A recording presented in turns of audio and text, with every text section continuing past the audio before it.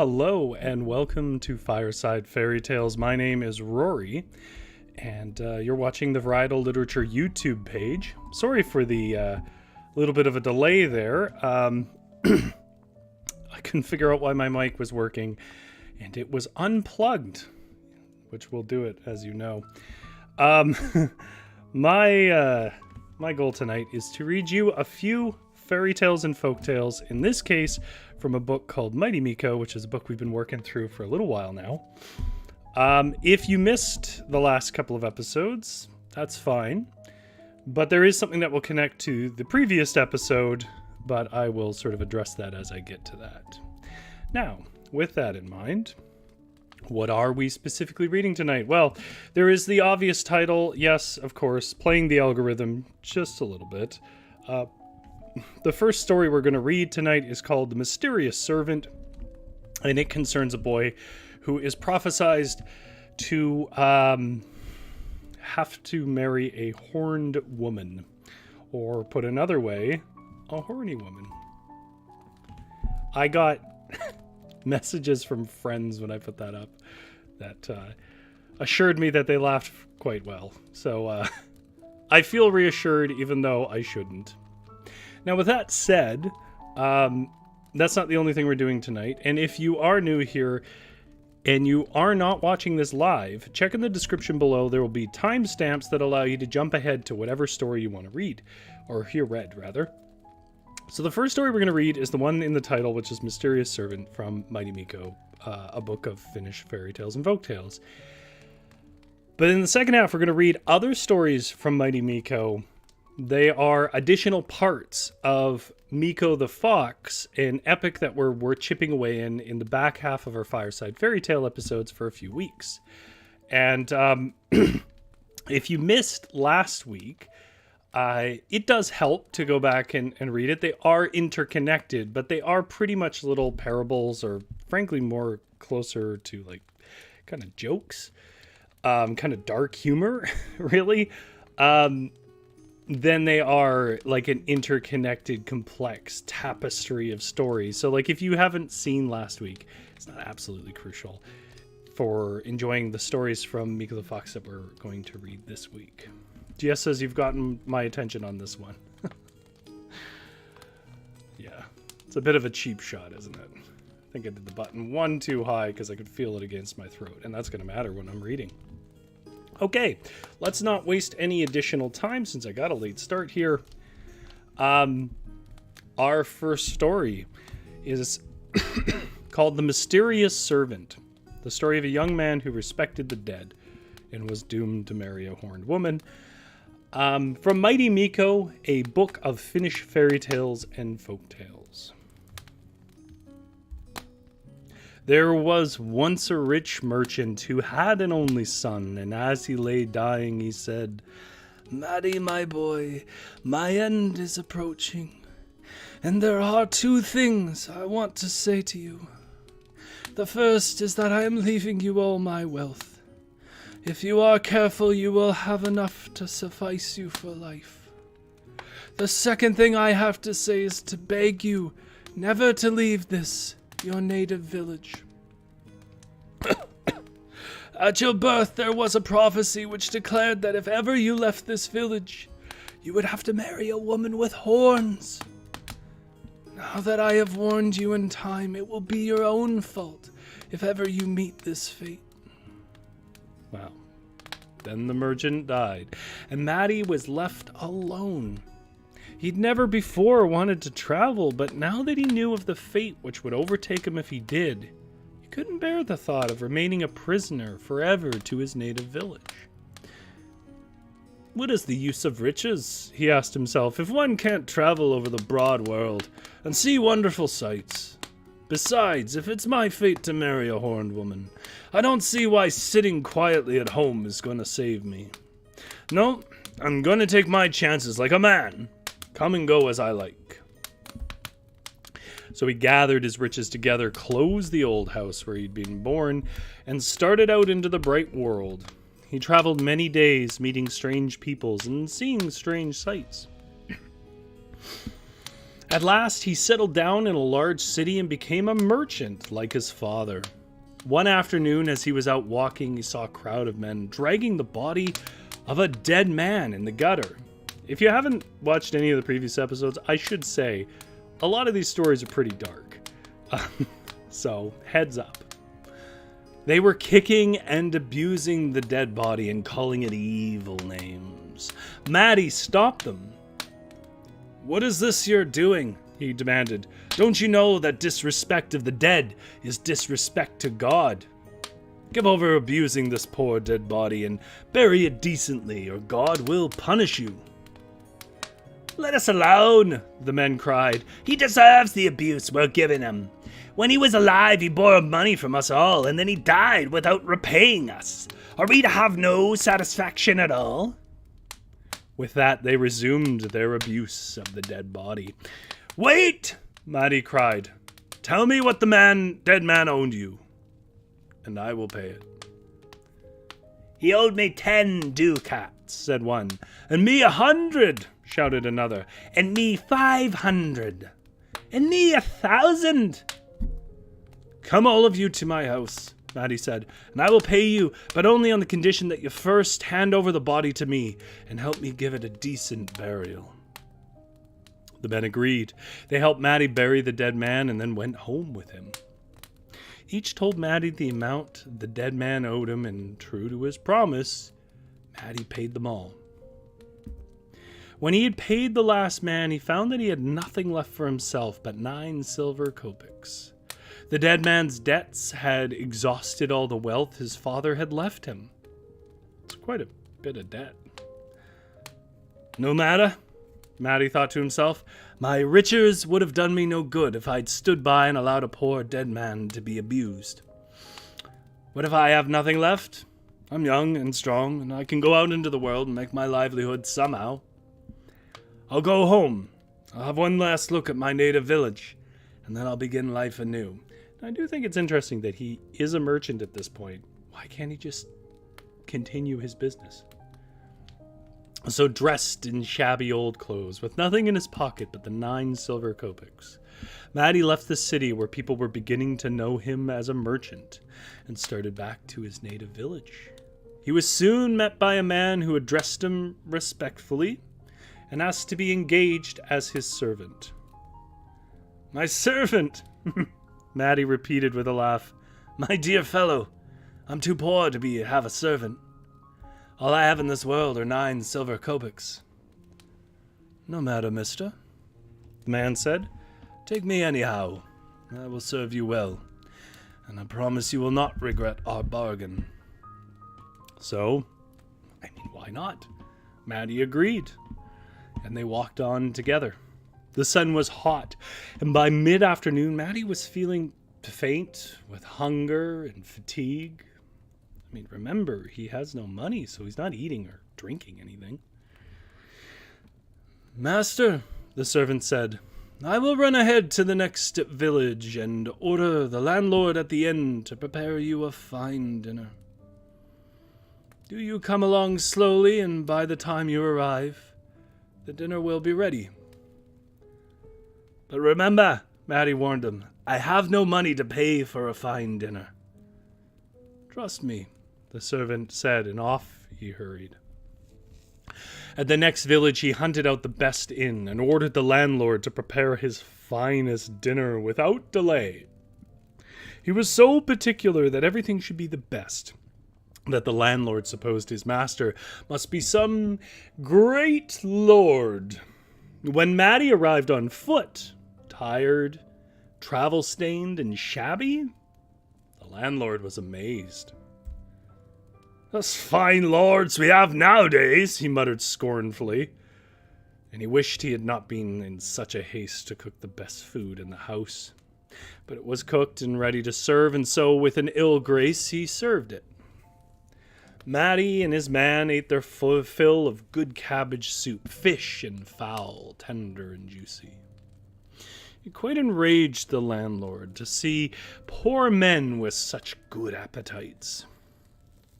"They eat as if their pockets are lined with gold," he muttered angrily. Well, let them eat a while they can, for they'll lose their appetites once they see the reckoning.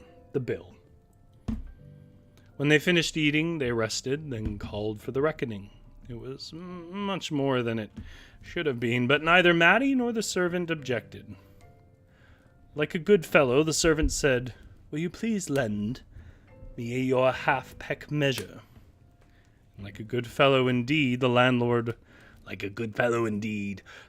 muttered to himself, "Who are you to call me a good fella? I'd like to know."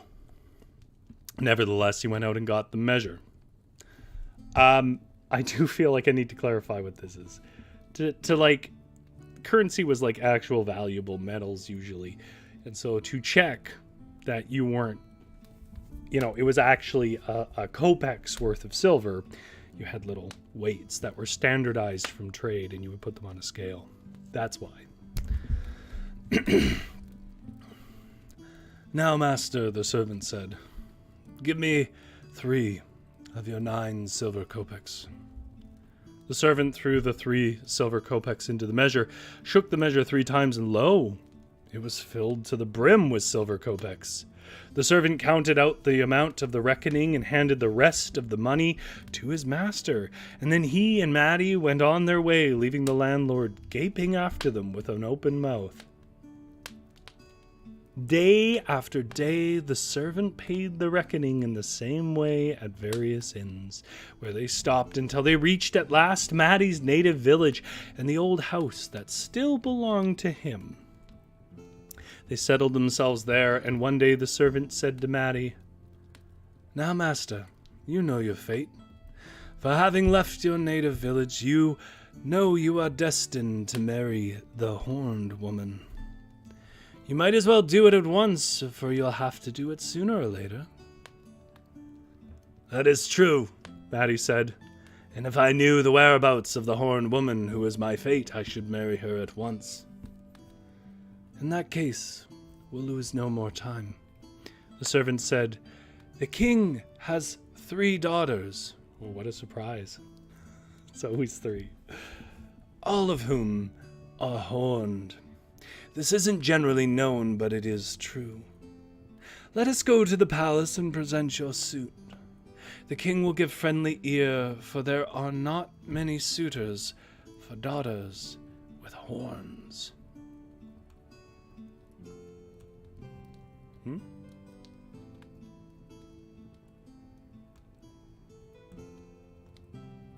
That's weird. It reset me a bit. Oh, I see. It resized itself. Okay. Sorry, guys.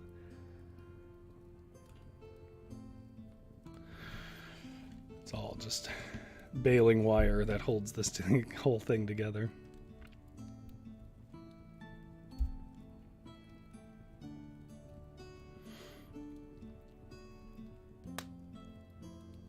"He will try to make you take the oldest, who has big horns and a hoarse voice.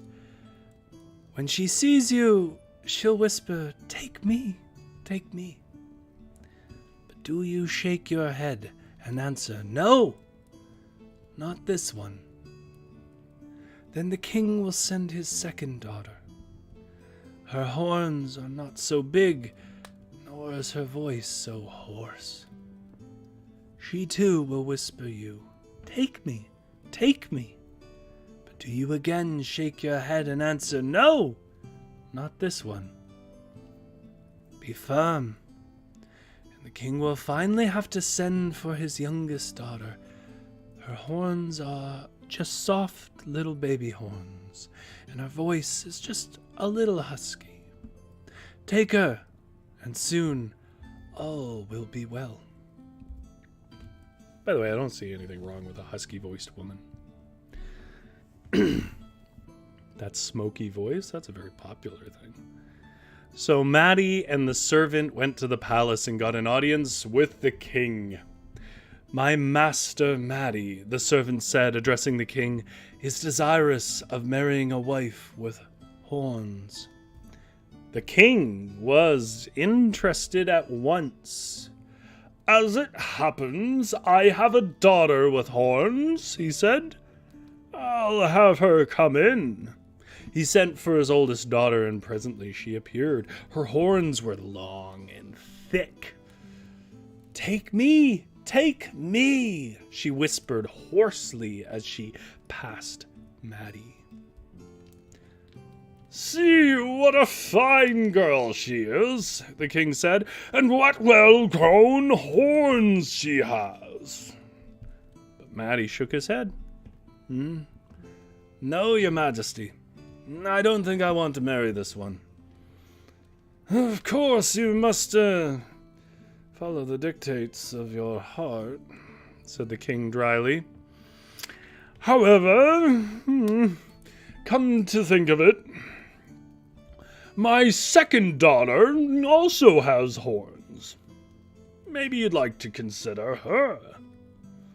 So the second daughter was called in. Her horns were not so large as her sister's, nor was her voice so hoarse, but Maddie, remembering the servant's warning, refused her too. The king seemed surprised and even annoyed that Maddie should refuse his daughter so glibly. When he found that Maddie was firm, he said, I've got another daughter, my youngest, but if it's horns you're looking for, I don't believe you'll be interested in her at all, since her horns are so small and soft. They're hardly noticeable at all. However, as you're here, you might as well see her. There is the horned woman art. So the youngest princess was sent for, and at once Maddie knew she was the one she wanted to marry. She wasn't as beautiful as a princess should be, but she was gentle and modest, and when she passed Maddie, her cheeks flushed, and she wasn't able to whisper anything. But Maddie felt very sure that if she had whispered, her voice had been scarcely husky. That's such a strange writing choice. You know, it would have been way simpler just to have her talk and say it wasn't husky. This, O king, he said, is my choice. Let me marry your youngest daughter, and I promise to be a faithful husband to her.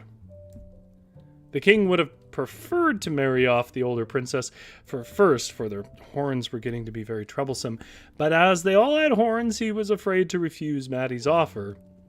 So after a little talk, he gave Maddie the youngest, and in a short time, they were married.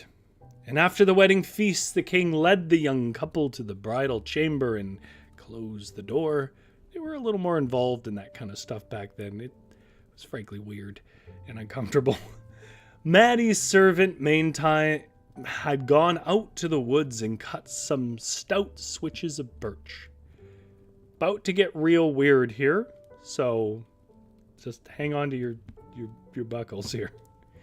When the palace was quiet and all were asleep, he crept softly into the bridal chamber and, dragging the bride out of the bed, he beat her unmercifully. Oh, she cried in pain. Her screams woke Maddie, and in fright he jumped out of the bed and tried to stop the servant. Wait, the servant said. She is under an evil enchantment, and I am delivering her. Now, obviously, it's a fairy tale, so this is going to be true. But I want you to just imagine that's how you woke up one night. Some friend of yours dragged your partner out of bed and was beating them and said that. So he kept beating her until he had drawn blood. Then instantly the horns fell from her head, and there she stood, a beautiful young girl released from the evil enchantment that disfigured her. The servant handed her over to her husband, who fell in love with her on sight and has loved her ever since. Now, farewell, Maddie, the servant said, ignoring the weird ways they were now looking at him. My work is done, and you will need me no longer. You've married a beautiful princess, and the king will soon make you his heir. And with these words, the servant disappeared, and Maddie was left alone with his lovely bride. And that was Maddie's reward for having respected the dead. God himself, in the form of the servant, had come down and taken care of him. The end. CGS says, oh my goodness. Honestly, oh my god fits here because apparently that was God. Known for such interventions as burning bushes, parting the sea, curing the blind and the lepers, and beating a woman with a birch stick until she bled so she wasn't so ugly.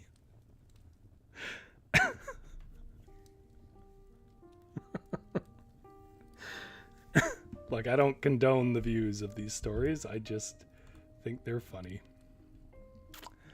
Okay, so Mikko the Fox is where we're checking next. GS says that was a doozy. Yeah, it sure was. All right. So last week we read Adventure 1, 2, and 3 of Mikko the Fox. And what happened there was the bear, the wolf, and the fox had agreed to be friends, but everything else in the forest had kind of run away, and they therefore were trying to eat them. The fox had partnered with the wolf, and they were supposed to clear land together to make a more comfortable living that didn't involve so much hunting. Just Fleece It Out said ruthless. So ruthless, right? Then and as they cleared that land, the fox, Mikko the Fox, snuck out of it and just ate all the butter that they were meant to eat for their meal. And in Adventure 3, the fox, where it started really getting dark, the fox tricked a magpie into feeding her some of her children so he didn't chop down the tree and eat all her children. And then the crow came along and outsmarted the fox on behalf of the magpie. And where we're going to pick up this Adventure 4 is the Chief Mourner. Now, the Chief Mourner, it picks up directly after the last one. And so what you need to understand is going into it, Mikko the Fox is hungry, as he pretty much always is, because the crow has tricked him out of his food.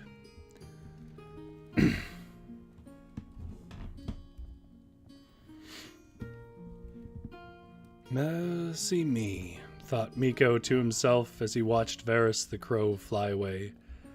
This is certainly my unlucky day. There I had my dinner right in my hand, and then lost it. Sighing and shaking his head, he sauntered slowly back to the forest. Actually, I just realized I didn't do a proper introduction, because there's people jump ahead. So here we go. Sorry for those who are alive.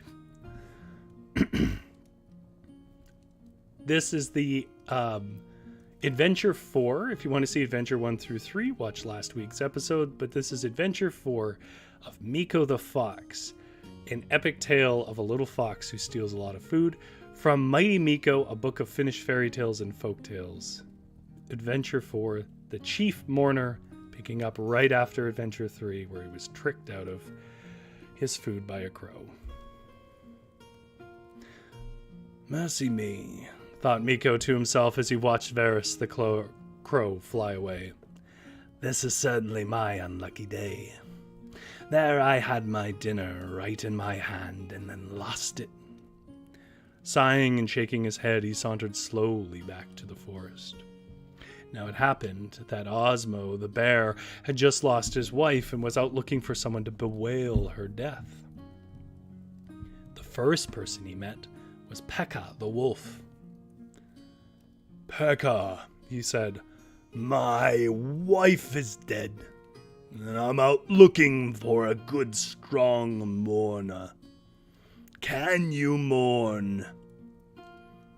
Me? Indeed I can. Just listen. Pekka the wolf pointed his nose to the sky and let out a long, shivery howl. Ooh! There, he said, I don't believe you'll find anyone that can do any better than that. But Osmo the bear shook his head. No, Pekka, you won't do. I don't like your mourning at all.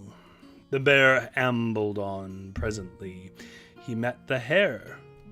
Good day, Jussie, he said. Are you any good at mourning? Show me what you can do. The hare, he's talking to a bear here, gave some frightened squeaks as his idea of mourning the dead. No, Osmo said. I don't like your mourning either. So he walked on farther until by chance he met the fox. Mikko, he said, my wife is dead, and I'm out looking for a good, strong mourner. Can you mourn?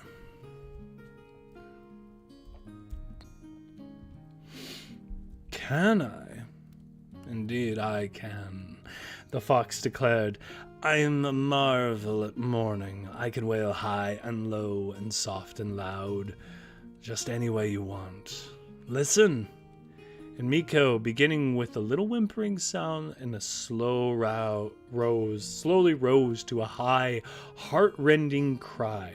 This is what he wailed. By the way, I don't know if you've ever heard a fox, but they kind of go, yip, yip, yip, yip. I don't have the register for it, but it's a little higher. They do these weird little yips. It's very strange, which I'm not doing here. But that is what this song is evoking.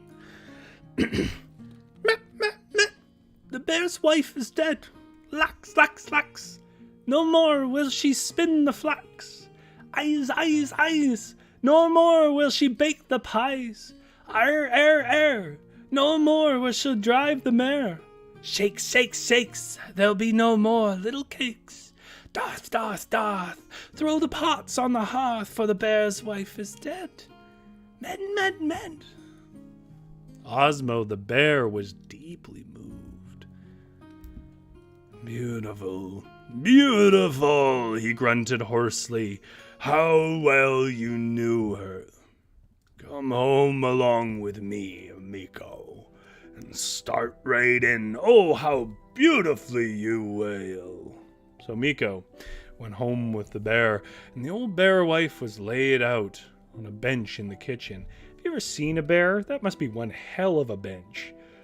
Now then, the bear said, you begin the wailing while I cook the porridge.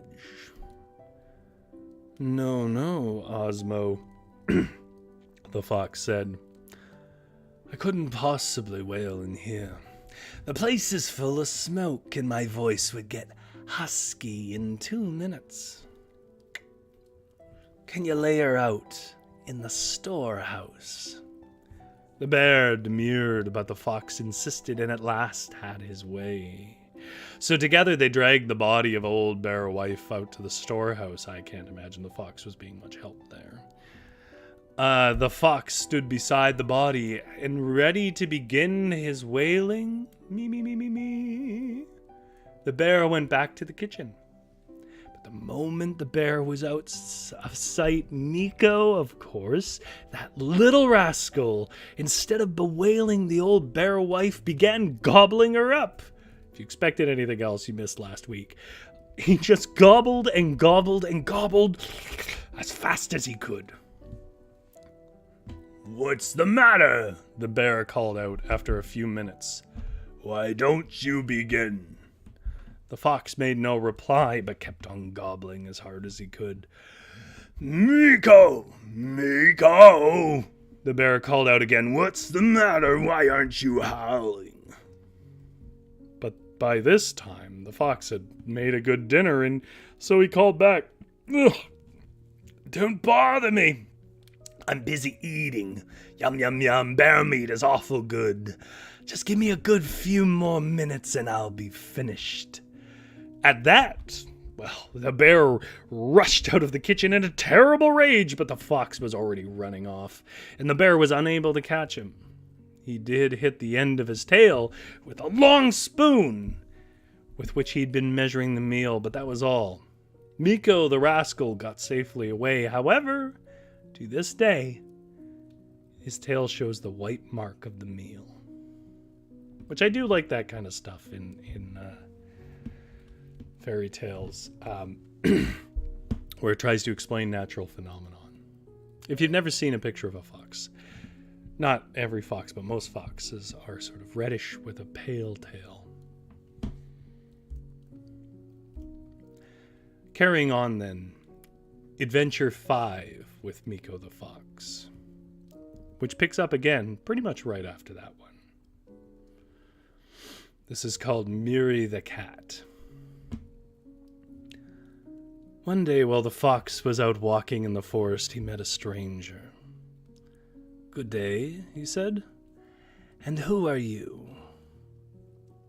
"I am Miri," the stranger said. "A poor, unfortunate cat, out of employment.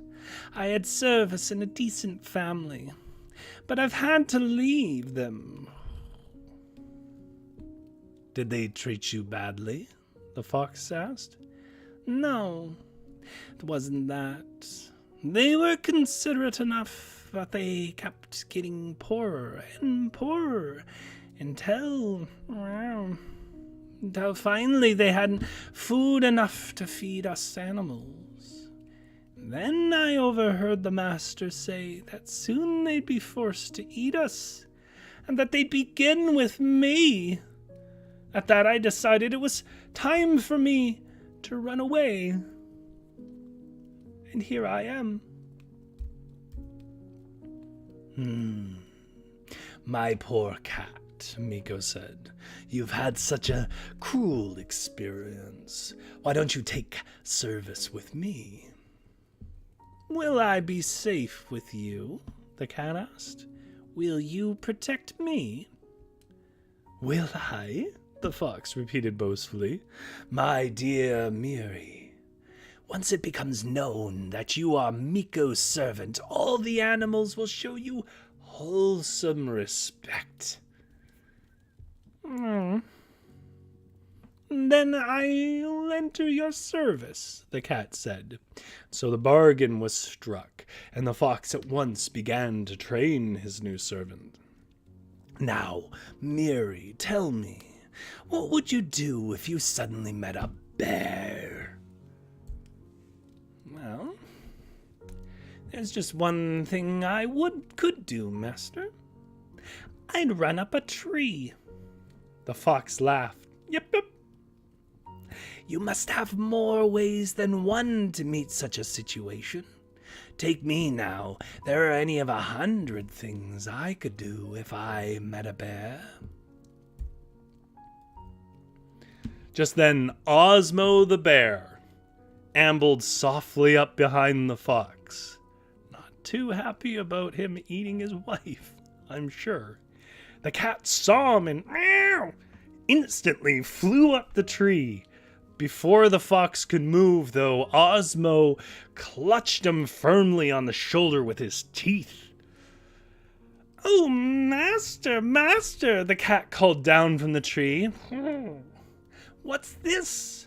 I, with my one way, have escaped, and you, with your 100, are caught." But the fox paid no heed to the cat. He twisted his head round and looked reproachfully at the bear.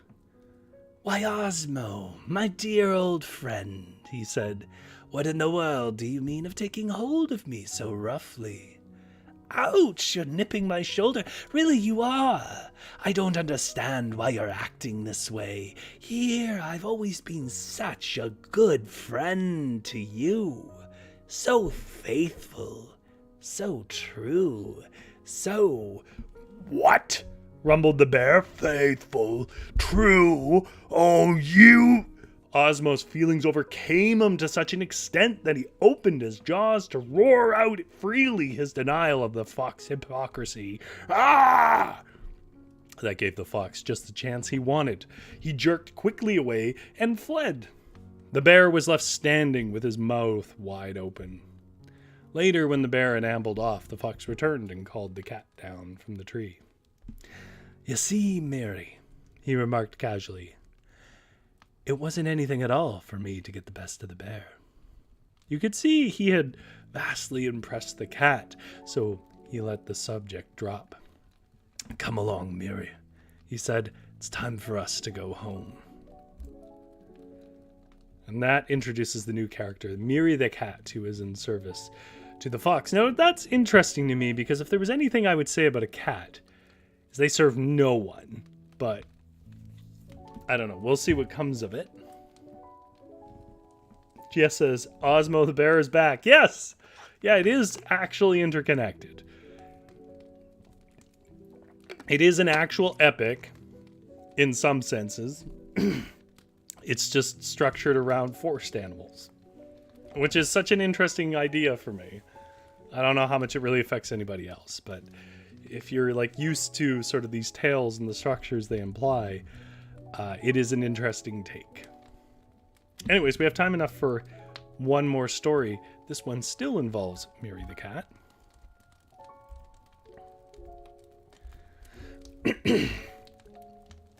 Our final tale of the night is Adventure 6 from the Mikko the Fox epic called The Fox's Servant, which we just found out was Miri the cat. GS says, not used to these serial-style fairy tales. Yeah, I wouldn't say it's too common. You know, it's hard to say how much this is the author's doing and how much this is an actual way that the tale was presented. But one thing I will say that I had noticed long before I'd found this book is that it's this character, the fox. We see him and stories that are extremely similar to ones all over Europe. And as I said before, when we first did a session on the fox in folktales, it is my theory, with zero support, just complete empty theorizing, that these are tales originally of a forest spirit. It's not unheard of as a theory to say that pagan spirits get recast as talking animals in fairy tales in the post-Christian era, or the Christianizing of various pagan areas, as a way of like keeping the tales but taking out the religious implications of it, or at least spiritual. So I kind of feel like maybe this more represents a spirit of the forest that sometimes took the form of a fox, and that kind of spirituality has been cut away by the socialization over time, but that we are essentially reading the Old Testament of a pagan forest spirit, if you want a context for it. So this is our last story of the night, and it's Adventure 6 of Mikko the Fox's epic from Mighty Mikko, a book of Finnish fairy tales and folk tales, and it's called The Fox's Servant, which we just learned in the last one is Miri the cat. A day or so later, the fox met Pekka the wolf. The fox hadn't seen much of Pekka recently, for Pekka had been having a hard time and had been on the verge of starvation, which we know is because the fox screwed him out of his food. Now he was sleek again, and well fed, for he had recently killed an ox. "Good day, Pekka," the fox said in a friendly way. "Good day, Mikko. How are you?"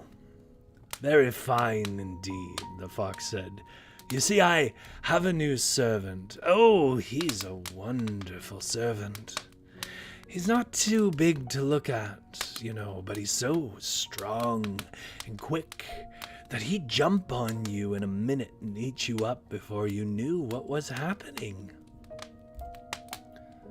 "Really, Mikko?" "Yes, really. You just ought to see him." "I'd like to see him," the wolf said. "Well, you might slip down now and take a peep in the kitchen. He's at home, but my dear Pekka, I warn you not to let him see you. If he catches you, sight of you, I won't be responsible for the consequences." The wolf was deeply impressed by all this. Sorry. Something itchy on the end of my nose. He crept carefully down into the fox's kitchen and sniffed cautiously at the crack under the floor. The cat inside, seeing the tip of the wolf's nose, thought it was a mouse.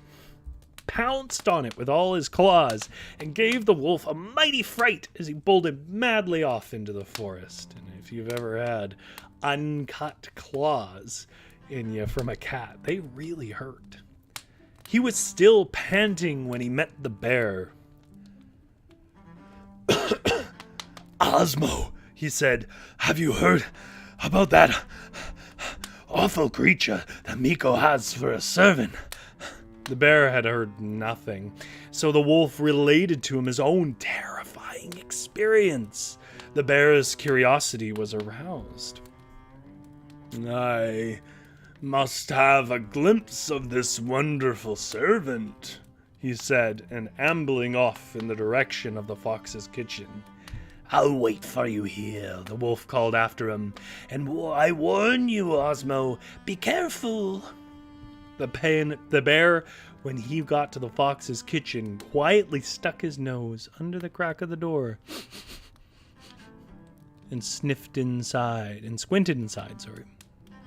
He had hardly time for one squint when a terrible creature with a straight tail that looked like a spear came flying through the air and landed on his nose and drove it full of pins and needles. No, ouch, ouch, ouch! The bear whimpered as he hurried back to the wolf. Did you see him? The wolf asked. I just got one glimpse of him, the bear said. He had a long spear sticking up over his shoulder, and he came swooping down through the air as if he had wings. I wish I could really see him, the wolf said. Suppose we ask Mikko to arrange some way we can have a good look at him.